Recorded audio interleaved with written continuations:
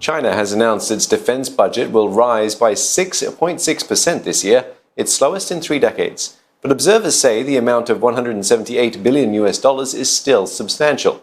That's especially so given China is still grappling with the economic fallout of COVID-19.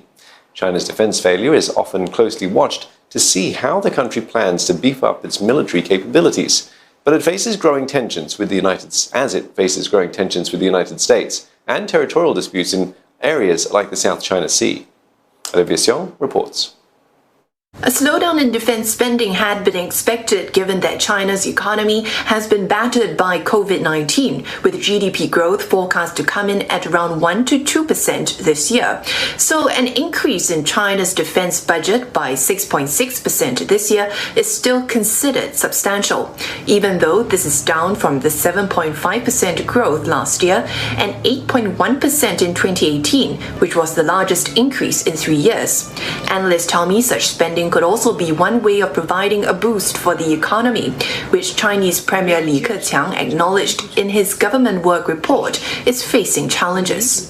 深化国防和军队改革，提高后勤和装备保障能力，推动国防科技创新发展，完善国防动员体制，始终让军政军民团结坚如磐石。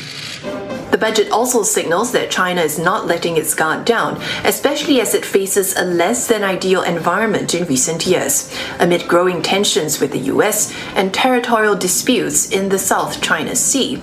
So, while China's defense spending this year works out to over $178 billion and is still significantly less compared to the $738 billion allocated by the US, analysts say China is on track to achieve its long-term goal of becoming a world-class military by mid-century.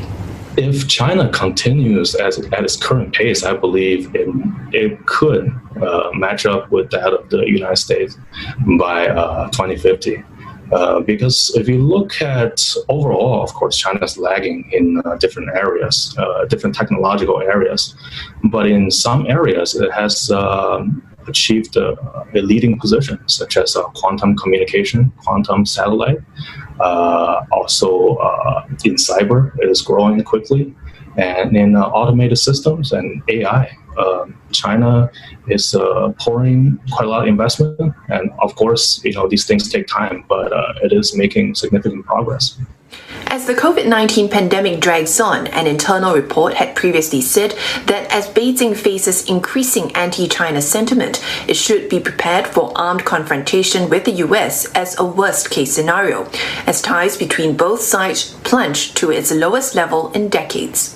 Olivia Xiong, CNA.